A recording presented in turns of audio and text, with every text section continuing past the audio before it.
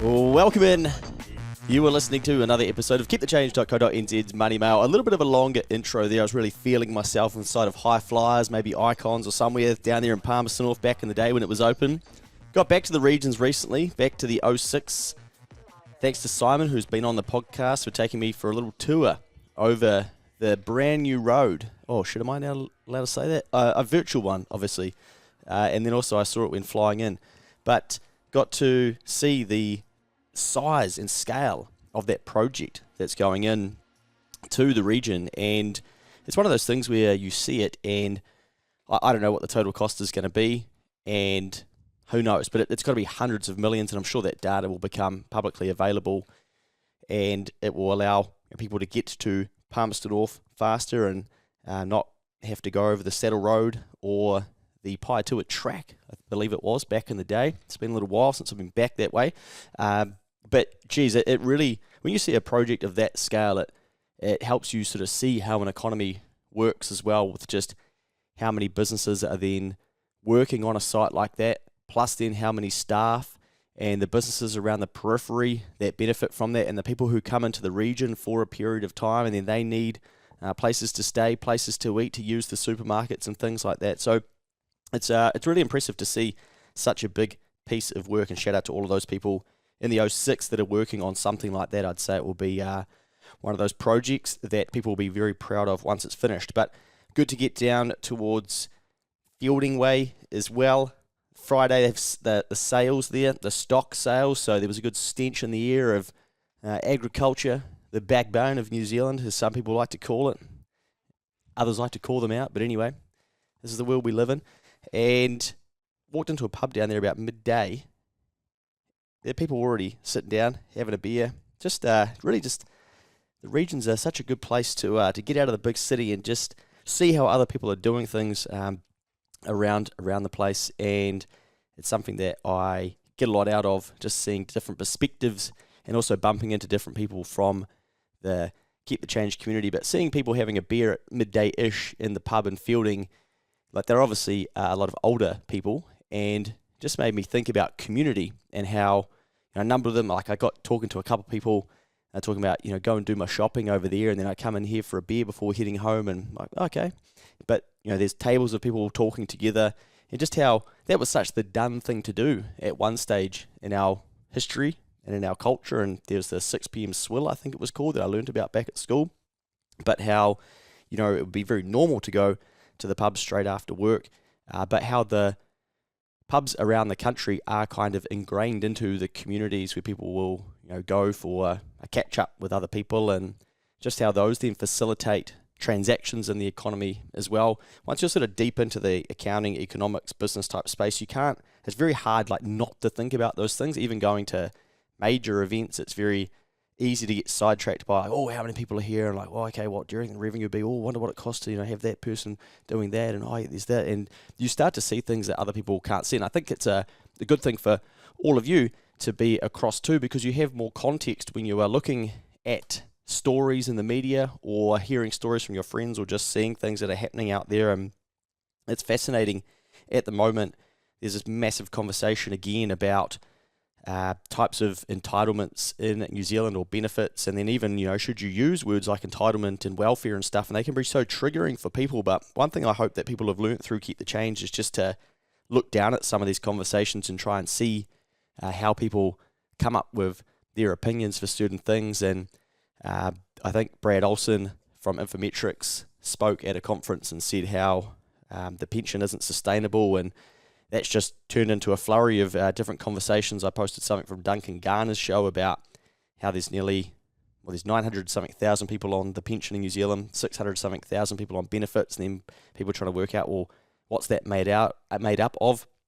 You've got to go and have a look to start to see all the different types of benefits and payments that one could receive. And, then you got the comments of people's opinions about it, and sheesh, it is just, it's a noisy world out there. And I think it's really valuable to be able to just step back sometimes and look at people's opinions and where they've come from. But I think this can be really important as we head into the next election, because there'll be a lot of talk around taxes, and there's obviously a lot of misunderstanding around taxes that will then lead to misinformation and yeah, if tax is a big part of this next election, I think Keep the Change will have a big role to play, or job to do, to sort of help bring some understanding to some of the conversations that will be happening around taxes. And I never claim to have all the answers or know the best thing for the future of the country and whatnot. I always I guess my thesis is that I always come back to it being education. And that's probably goes back to that old saying of like, if you give a man a fish, I can't remember how it goes. That's poor, isn't it? I shouldn't have even used that. But you know what I mean? Like, if you teach someone to fish, they're going to be able to feed themselves and their family for a bit longer. So I do think that education is always, and the economists talk about, if you want to see the future of a country in 20 years, look at the education you're giving them now. And so because I think about, the amount of giving and stuff that I do, and then I think that the most valuable giving that I can do is education rather than handouts or money and things like that. And it's not to say that there isn't a place for those things. It's just I often challenge myself to be like, what is the most valuable form of something you can give? And I think if you all stopped and think about it, there will be somebody in your life, whether it's a grandparent, an uncle, an auntie, your mum, your dad, or someone who's giving you a lesson, and that one lesson that you've had in your life, whether it's a saying, whether it's how they got you to see the world differently, something that's really helped you through a tough time, whatever, you would say that's one of the most valuable things that you've had in your life. And I'm sure just about every one of us would have one of those moments. And if you think about it, it's the education that someone has passed on that has allowed you to then think differently, live differently, smile differently, whatever it could be, or get through a tricky time, like I said before.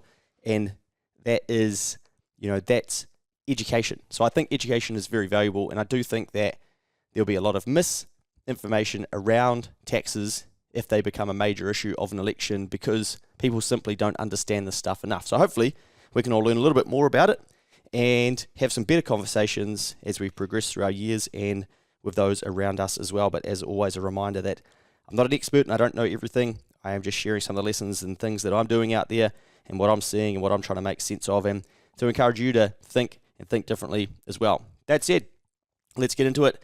Tackling a tough one today. When is enough enough? This is very, very objective and independent to each of us, and probably something that a lot of people don't take time to unpack. And you see this saying every now and then, when's enough enough? And people might even say it to you.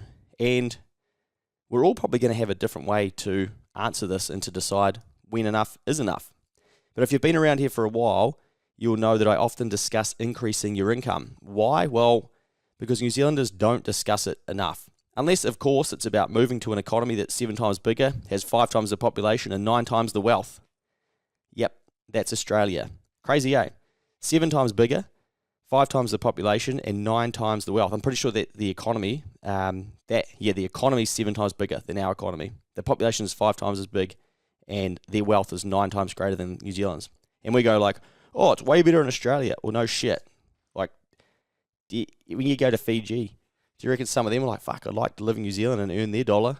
They'd go all right. But anyway, I don't think that comparing Aussie with New Zealand is apples with apples, but I do think we default into thinking that we do because it's our neighbour and it's right there and it's easy to go to. But where is the conversation of like, you should move to Switzerland, man, honestly? You want to check that shit out, see what you can earn there. Like, do we have any information on that? Probably not, because Aussie's been the easy one for us to be able to compare ourselves to and try and go like, that's apples with apples, but really it's not. Like, it's way bigger. So of course there's going to be different things going on over there. But anyway, that's what I think the level of our education gets to, is like, if you want to increase your income, move to Australia. But of course, that is a part of it. But there'll be a number of other countries where if you move there too, your life would probably be completely different. You'd earn more and whatnot, but we don't seem to run those comparisons. But that's another tangent. We'll talk about that, I'm sure, many more times again. But again, I don't begrudge you if that's what you want to do to increase your income. But we don't teach people how to increase their income in New Zealand. I think this is what holds a lot of people back or has them looking over the ditch. Now, unfortunately, when I talk about increasing income, some people mistake it for me saying that, you always need to be making more, or when's enough, or you're encouraging hustle culture. And I don't even know what the fuck hustle culture is, to be honest. Like, I was going to Google it, and then I just thought, you know what? That's just 2 words that somebody's put on they've given something a term to then go like, oh, that's hustle culture and that's negative, so I can't relate to you and I can't relate to that, and you can't have any pure intentions and actually want to help people. You're all about hustle culture. Well, I don't even know what that means. But anyway, a reminder that that is not my message. And often this is why we're talking about seasons as well. And I do think that the podcast listeners probably have a different level of understanding and education than those over on Instagram. And I've started saying to people recently, I'm like, oh, the podcast is way better than Instagram. Like, this isn't really the content. This is just some snippets and some conversations and, you know, a bit of authentic and a bit of raw every now and then. But the content's actually the podcast. And they're like, oh, well, I don't want to start from the start. I don't want to listen to 500 episodes. I don't want to go on a journey of actually learning all of that. So I'm just going to stay over here. But I think sometimes the depth of understanding that we have, me and you as the listener, will be very different to those that are scrolling a 90-second reel on Instagram or grabbing one clip or whatever and kind of going, oh, that's what he means. He's saying, if you know, the money's out there, go and get it. It's so easy. You're a hustle culture guy. The fuck. Like, no, we're looking for ways to hustle less. Like, yes, we love the hustle. Sometimes we got to get it done, but sometimes we're in seasons. Other times it's, okay, what's my skill sets? How can I use my skills to pay the bills? But anyway, this is the sort of thing that you get, is that you have people who want to put up a defense towards something that could actually help them, and they're probably just not ready yet, and that's all good. But the reminder is, it's not my message. My message is to help arm people with skills so that if they need to earn more money, they know what to do. Learning the levers that they can pull, I think that's empowerment. Again, if they need to earn more money, they know what to do. Wouldn't that be a good skill set to have and to teach other people? Now, recently I was thinking about this. I was actually messaging Mikey earlier today. And, you know, at the moment, and for the last couple of years, the narrative has basically been, we're in a cost of living crisis. It's sort of course it's going to be tough. And we're in a 2-year recession. And of course people are struggling and getting behind payments and stuff like that. So then there's, you know, when you look at high performers and start to study some of that stuff, you realize that you play at the level of your standards. Now, you either rise to those or you fall to them. Now, it's kind of, standards are a little bit like a narrative. Now, to give you an example, as soon as the Reserve Bank said, look, we're going to decrease interest rates and whatnot, then everybody got excited about that and business confidence rose because the narrative changed and the standards changed and then people's behavior changed because their belief changed. So then if you track that data, like I was saying at the time, like, that's fucking ridiculous. That makes no sense to me. Why do you need one guy to stand up and say, hey, we're going to drop the interest rates? Then business owners go, oh, I'm more confident now. Well, it's because the whole narrative just changed so quickly. So I get it, but I'm like, well, you don't want to teach yourself that if you want things to change, you've got to set the tone, you've got to set the narrative, you've got to set the standards, you've got to set the values. But that's not how we operate, right? So then as a group, we're just like, okay, well, let's just kind of rise to what's happening out there. So that, you know, I think is a good example of that happening. But where it then applies to all of us is, it got me saying to Mikey, you know, imagine if the narrative was, shit, we are in an innovation implementation. We are in a extra income, what's an E word? I was going to say exodus, but that's people leaving. But also, we're getting that, the narrative too, is that like Kiwis are leaving, right? Extra income explosion. And people are finding ways to improve their income. They're finding ways to increase their income. They're finding ways to combat inflation. And the country is absolutely up for the challenge and they are smacking it out of the park. Look at what this person's doing. Look at what that person's doing. This person's learned about getting a border. This person's decided that they don't want to be in their role anymore. They've completely changed their life and they have gone out and they've done this differently instead. If that was actually the narrative and the standard that we were setting for the country, you'd probably find that more people would be like, oh shit, okay, like I got to get on the train. You know, like what am I doing here? Oh, I'm inspired by that person over there. But instead, I think because the mood and narrative and whatnot is so flat, then we kind of condition people to fall to the standard of like, it's tough. You just got to wait for it to pass by and it'll get better and all this sort of stuff. And, you know, it's an economic season and part of the cycle, which it is. But then there's no like, but there's heaps of shit you could do. It's basically like you just got to just write it out and we can argue some more on the other side of it about how it got here, what we could do differently next time, what we can change about taxes or things like that. And then people don't get the encouragement or the level of narrative or standard to go, oh shit, there's things that I could be doing. So yeah, I would like to think that Keep the Change is kind of going against that grain, and we're teaching people how to do that, but you've got to find, your thing and how you want to go about doing that, and look for what you can do so that you can get back in control and be empowered. And that's what, when I talk about increasing income, that's what I'm banging on about. There's skills there that you can learn so that if you need to pull that lever, you can. But it doesn't mean that when you've just had triplets, I'm saying, get out of the fucking hospital and get out there and increase your income. What are you doing? Let's go. Like, no, that is not it. We, of course, have to go through times of our life where we can't be pushing, but we can be educating ourselves through that. I suppose if you had triplets, you probably would be pushing. Actually, I don't know how that works. I haven't had triplets. Anyway, let's carry on. Before aiming for more money, as I often say, it's very worth being smart and clear with what you want this for. Because again, your habits will then, and your spending will just rise to the level of income that you have. So you've got to be deliberate around why you want that as well. And we've spoken about that many times before. But this then ties into the fact that we need to understand how much enough is. Because if you don't, society will tell you that you will never have enough. And I don't just mean money, but I mean things and shit and consumption. And there's also profit in encouraging you to think like that you're not good enough, that you're not pretty enough, that you don't make enough, that you're not hot enough, all that sort of stuff. And we kind of unpacked a little bit of that recently on the podcast about how to escape status mode. Now, here's a recent message that someone said to me that kind of stood out, and I said, are you all right if I weave this into a piece of work that I'm trying to finish? And they said, no worries. So they said, when we were talking about, kind of pushing for more and, being in a season of getting after it, hunting seasons, things like that, they said there's a ceiling, right? No one's mental health and what kind of load, to one's mental health and what kind of load you can bear while staying in the black. I'm a single woman, 37, making just under $200K a year. I try to live on $100 a week. Mortgage is $1,000 a week as my husband walked out and I brought him out. Everyone would say I'm living the dream, but in reality, I'm hardly living a dream. I can't take a lower paying job. I'm so anxious and stressed all the time with work and trying to work hard to give myself options.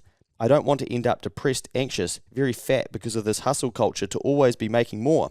So I wonder if maybe a common barrier to more money is putting mental health first, but completely understand your sentiment.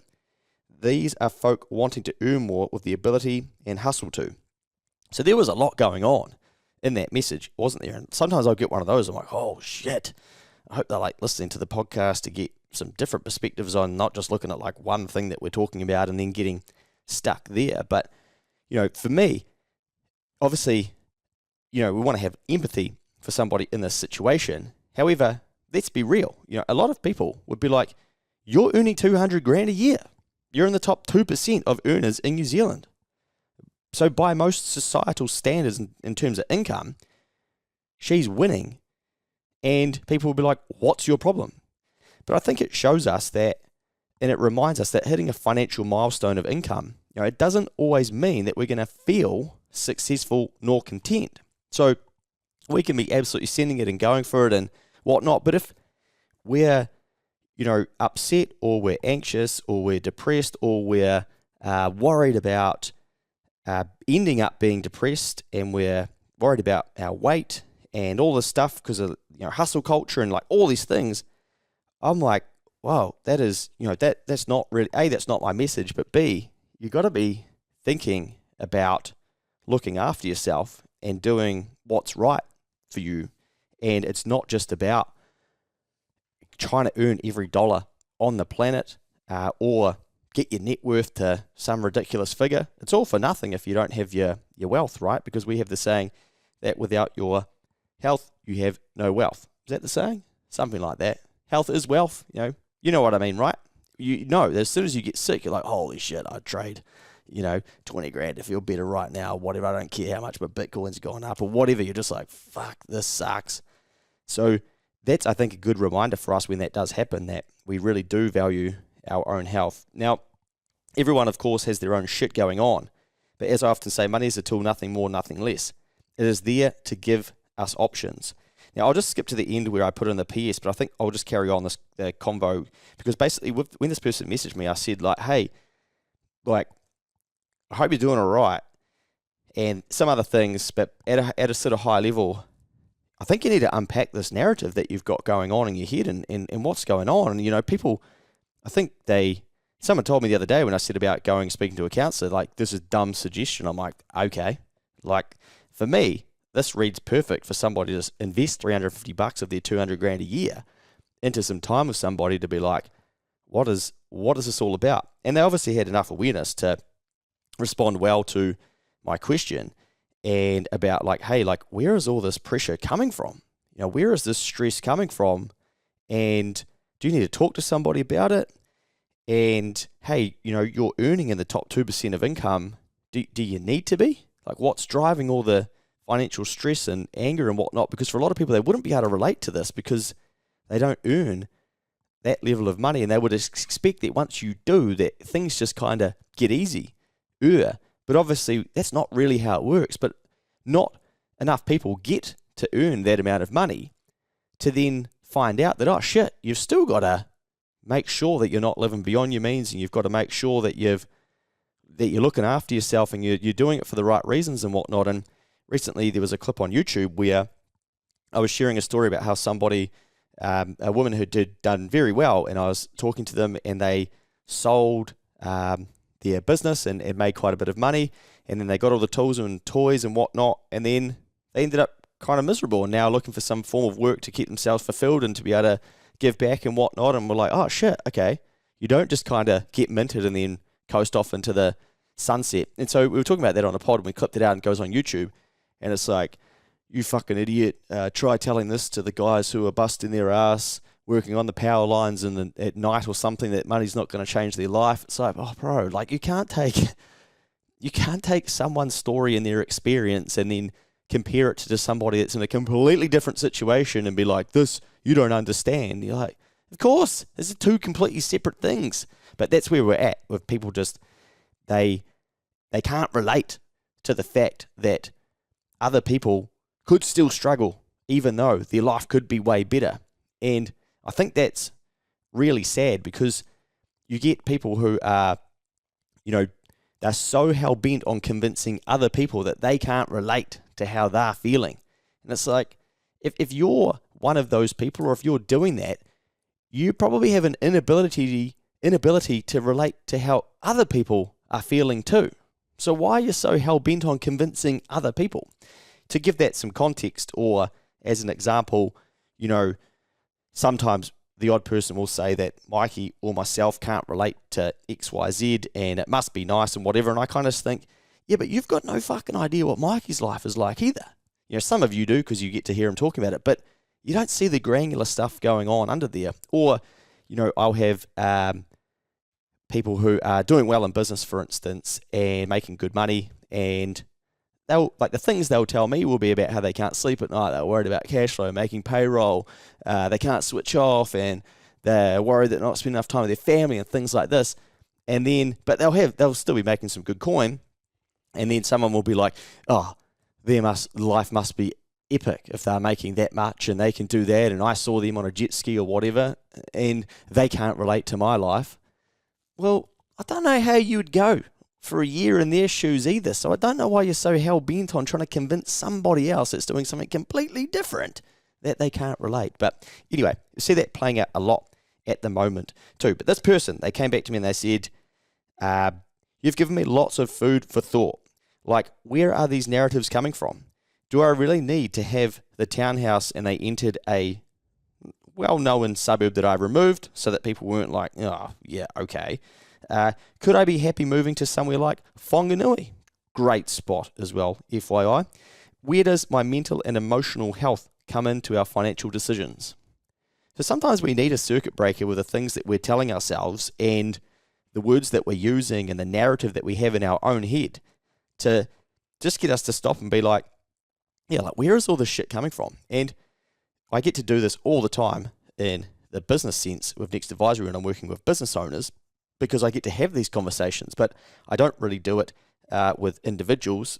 I do, obviously the business owner is often an individual, but I don't get into these real nuanced conversations around how people have got themselves into their own financial situation, and why is that house important in that suburb, and who are they trying to prove that to, and what financial levers could we pull to relieve some of this pressure and stress. And do you want to feel stressed and anxious? Probably not. So then, like, what could we be doing? But that's what I basically do on a business sense with business owners. So some of the themes are obviously very similar, but I don't get into everyday people's financial journeys. But I do think some people think that I may do, given the emails and whatnot that I get. But yeah, it was good to obviously get this person thinking, and maybe people can benefit from going and speaking to a financial advisor, or just someone that looks at your situation differently and can challenge you on why you're thinking the way that you do, or why things are important, or why they're stressful, or what it's all about for you. But a reminder that everybody's got their own shit going on, no matter what they're earning, no matter what their assets are worth. And I think it's a good reminder to pause and look at where your own financial stress and anxiety is coming from, if you have those things. And then obviously what levers you have that you can use to take the stress and the pressure down. And it was basically what I was encouraging that woman to do, and she was able to do that, but she then has to go away and change things if she wants to, right? Now, I think why this is very important is that if you don't decide what enough looks like for you, then we can get ourselves into this situation where we are busting our ass, we are aiming for these massive goals and stuff, but we're living really frugally, and we're kind of like doing everything. And I've had a couple of these messages over the years, and if we don't stop and be like, okay, what's this all for? Like, what's the vision I actually have of my life? And could probably do a whole pod on that, or how I just don't think enough people think about what they want their life to look like.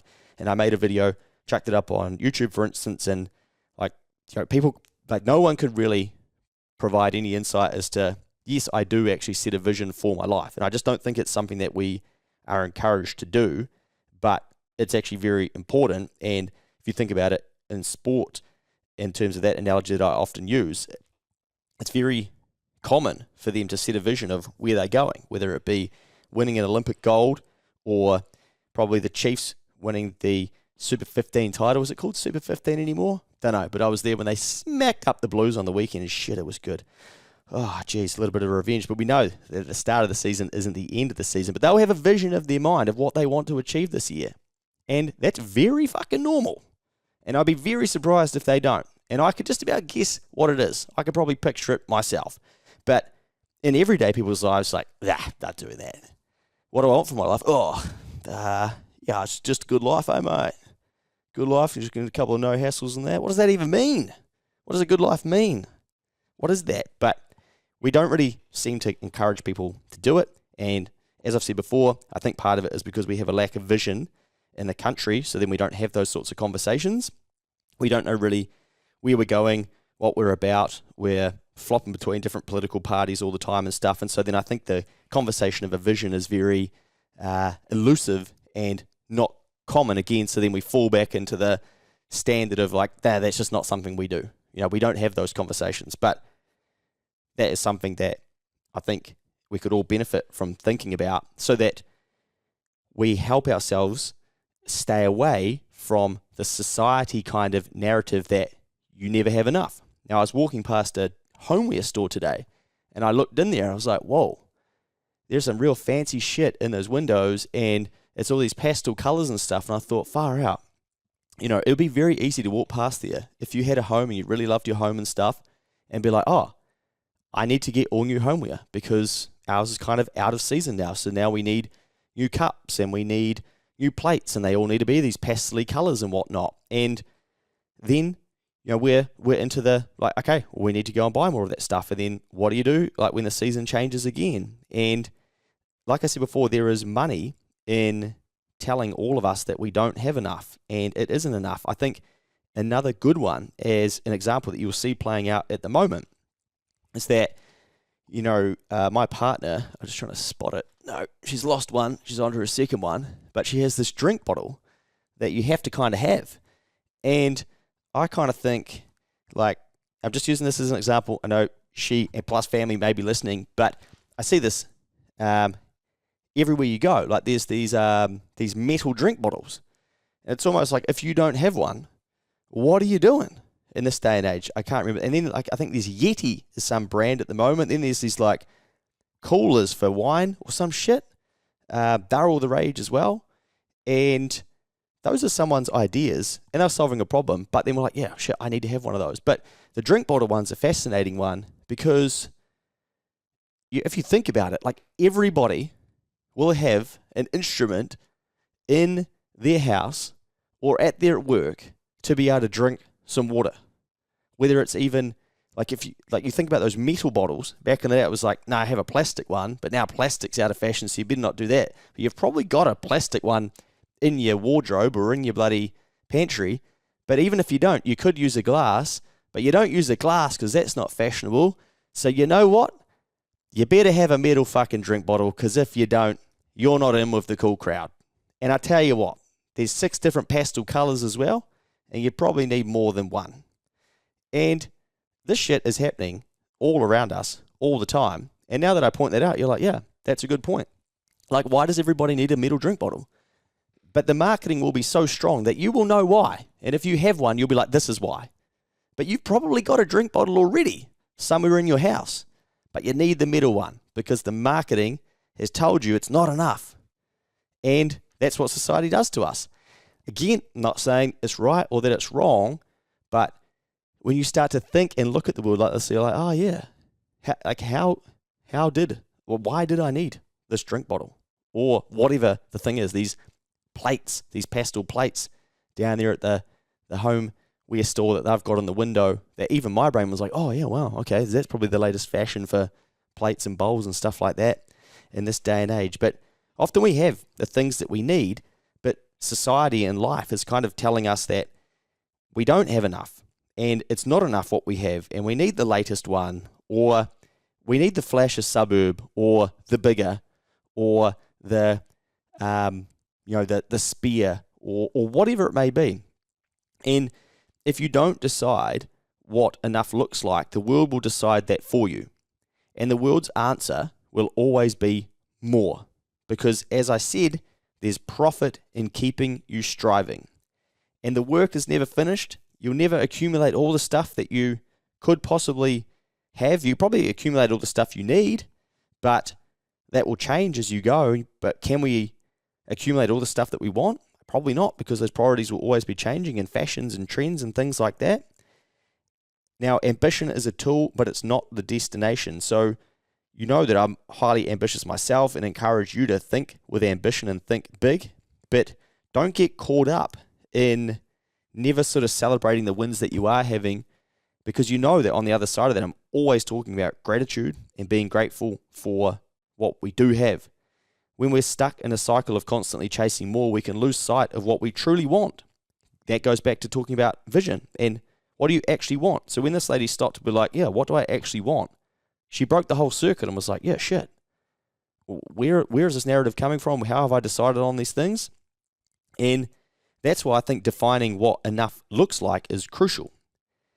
So how then do you define enough? And that's for you to decide, and it's a personal thing, and it's conversations we need to have with ourselves and with our loved ones. Because for some, it might be enough to cover the bills, have a few luxuries, and save for retirement. Whereas for others, it might mean, complete financial independence and doing it at an earlier age and never needing to work a job that you hate. Everybody's got a different way, and there'll be a different version of what enough means, and it'll depend on your values, your goals, maybe your upbringing, the life that you want to build. So don't make it about a life that society says that you should have. Spend some time yourself thinking about what enough is. And this is kind of just my take on the whole, like, when is enough enough? Hopefully, in order to just get you thinking about some of these things. But you actually have to think about the life that you want and why you think that that will make you happy. Or why is it that you want those things or those experiences or to live that way? You must know yourself to answer some of these deep questions. Recently, I put something on Instagram and basically asked people, what do you value? Do you value goods and things, or do you value experiences? And then I put in, as a bit of a gag, a third option, which was cosmetic body enhancers. Now, 84% of people, how many results? Oh, damn, it doesn't. Oh, yeah, okay, we've got about 500 votes. 84% said experiences, 13% said things, and 2% said cosmetic body enhancers. I nearly posted those results and just called bullshit. Like, let's be honest. 84% prefer to buy experiences. You and I both know that that's the right answer, but I think going and buying goods and shit is a lot of what people do. Like, it can't be 84-13. But also, cosmetic body enhancers. Like, I have some clients in this sort of space, and I tell you what, people are spending a shitload on that. And if you go and have a look at the industries that are popping off, there is a lot of money in beauty, whether it be nails, Botox, all those sorts of things. It is a booming part of the economy, and people are putting money into that. Now, maybe those 2% of people, they look at it as, well, that's actually an experience because it's making me feel a different way. I don't know, but I was surprised that there was only 14 out of 500 votes, and I think a couple of those people looking like you, Peter Leach, are just taking the piss when you saw that too. So maybe if and you, Blair Kolf, yeah, people were obviously picking up what I was putting down, but I don't think people were they would know I better not put that is the answer. But I tell you what, there's a shit ton of money getting spent in that space. But again, like, will it ever be enough? Do you have to keep doing it? What do you do next once you've done one piece? What about the next piece, etc.?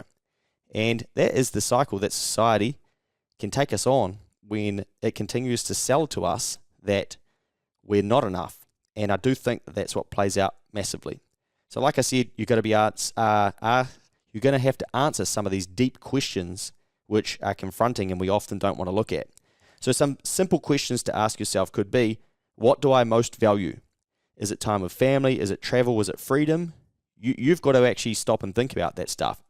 And why are you, like when you are busting your ass, what gets you through and why do it? What makes you feel safe and secure? Is it a certain level of savings? Is it owning a home? Because this person earlier on in this message, right, they're stressed and they're anxious about money and they're burning themselves out and all these things. It's like, this clearly, we're not on the right path. This ain't good. You know, we're going to have to tidy this up. So they've got to do the work to figure out, okay, if they don't want to feel anxious and burnt out and hustle culture and all this sort of shit, what do they need to do to go the other way? Like, is it safety of income or stacking money aside? Is it certain level of savings, like we say? Is it owning a home? Is it maybe, owning a home in a certain suburb? Why? Why does it need to be in that suburb? Why couldn't it be somewhere else and you take all the pressure off? What brings you joy? Are those things tied to money or something else? Now, once you know your version of enough, and I think it's probably always going to be changing and it's probably very hard to answer, but even if you've got a baseline understanding of it where other people don't and will never do something like this, they will just buy, the next drink bottle and whatnot because it's the done thing to do, then, and I'm not taking the piss out of you, Taz, if you're listening, but it's just a good example, and we'll all have those things where it's like the latest iPhone, What are you doing with that old iPhone, man? You need the one with the AI now. Even I was like, oh, fuck, there's a 16, and I've got the 15, and the 16's got AI, damn it. Because what's society doing? It's like, right, you constantly got to be upgrading. It's not enough. Your iPhone isn't enough. But shit, I tell you what, this is a lot different to the phone that I once had. So once you know your version of enough or get clearer on it beyond what other people will do, you can make decisions from a place of clarity and confidence. And you can probably say no to a whole lot more stuff as well. You know what? I don't actually need that. I can see why I've been marketed to that I would need that. But you know what? I don't. I don't need that. And that's going to decrease the pressure that you feel on yourself. And it's society pressure, and it could even be peer pressure and things like that. But where is the pressure coming from to spend? And are we doing it to ourselves by following the wrong sorts of people and trying to keep up with the Joneses and whatnot? But you've got to start asking yourself some of those questions so that you can see some of the stuff more clearly. Now, if you're still trying to figure out what enough means for you, that's okay. Of course, it's not an easy thing to do. And like I say, it will always be changing, and you might have a very different version to or your partner in your life, for instance, and you can have some of these fun conversations to get clearer together on How do you both process it, and what are you thinking about? So take the time to reflect, because understanding your enough is one of the most liberating things that you can do for your finances and your well-being, and it's probably one of the things that we don't actually think about. What do we truly want, and when is enough going to be enough?